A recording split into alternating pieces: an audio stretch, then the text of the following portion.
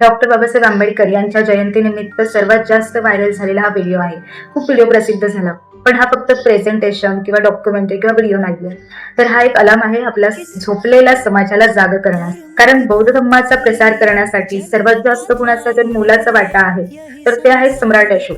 त्यांनी खूप मेहनत केली आपल्या बौद्ध धर्माचा प्रसार व्हावा म्हणून. त्यांनी 84,000 स्तूप उभारली, आपल्या अनुयायांना, आपल्या मुलांना संपूर्ण जगभर बौद्ध धर्माचा प्रसार करण्यासाठी पाठवलं. आपले आयुष्य घालवलं त्या बौद्ध धर्माचा प्रसार करण्यासाठी, ते विचार लोकांमध्ये मांडण्यासाठी.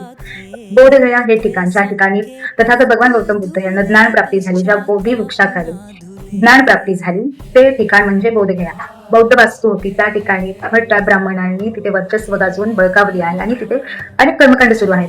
परंतु यासाठी अनेक आंदोलनं होत होती, आतापर्यंत आंदोलनं चालू होती, तसेच अनेक मोर्चे निघाले. पण आपल्या समाजातील 10% लोक तिथे सहभागी होती, बाकी 90% लोक झोपलेल्याच अवस्थेत होती. आंदोलनासाठी उपस्थित असलेले जे अनुयायी होते त्यांच्यावरती अनेक कारवाई झाल्या, पण त्यांनी त्यासाठी त्यांचा संघर्ष थांबवला नाही, तर त्यांनी उत्तम योगदान दिलं. समाजामध्ये असंख्य अन्याय होत आहेत आणि आपल्याला त्याची कल्पनाच नाही. आपण आपल्या गृहस्थ जीवनामध्ये अडकलोय, बाहेरील समाजामध्ये किती अन्याय होत आहेत याची आपण जाणीवच करून घेतलोय.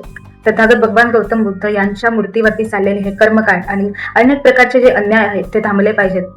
कारण माझा समाज हा फक्त जयंती निमित्त एकात्मता दाखवतो, इतरत्र तो विभक्त होऊन जातो आणि हाच मोठा आपल्या समाजाचा ऱ्हास आहे.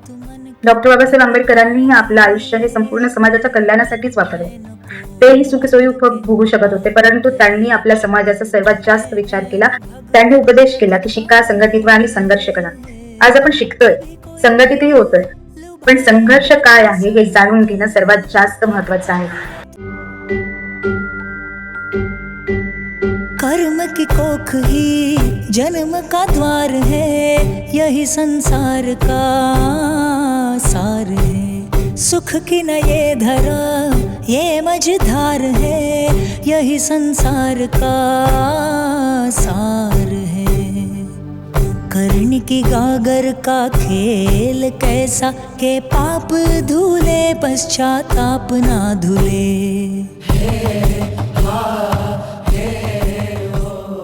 पिढी यांच्या अत्याचारी बलात्कारात कुटत आहे. आमची हरेक पिढी यांच्या अत्याचारी बलात्कारात कुटत आली आणि परिवर्तनाच्या लढ्यावरील प्रतिगामींच्या अवलाद निर्लज्जपणे मुतत आली. देव नावाची लूट पुन्हा पुन्हा उतत आली. देव नावाची लूट पुन्हा पुन्हा उतत आली आणि बहुजनांची बिंडोक फळी स्वतःच्या पावलाने त्यात उतत आली. किती काळ असं चालायचं, किती काळ सारं निमुख झेलायचं. आता ठरवलंय ठेवलेलं हातर खोलायचंच. आता ठरवलंय ठेवलेलं हातर खोलायचंच. माणसातलं जनावर आर पार सोलायचंच. करायची माणसं हातून बाहेरून शुद्ध आणि जागवायचा प्रत्येक माणसात आता एक गुंत.